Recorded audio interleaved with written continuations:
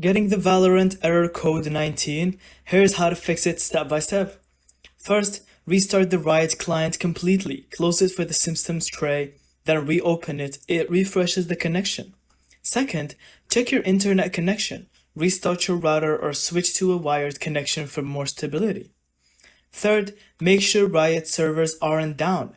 Visit Riot's official status page or Twitter to confirm if it's a server-sided issue.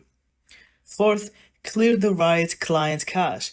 Go to C, Users, then your name, then Add Data, and Local, then Riot Games, and delete the Riot Client folder. Then relaunch the client.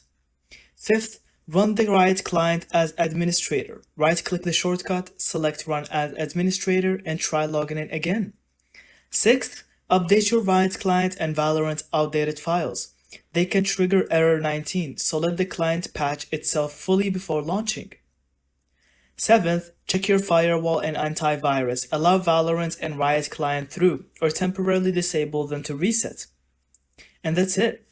If nothing works, uninstall the client and reinstall it fresh from the Riot's official site.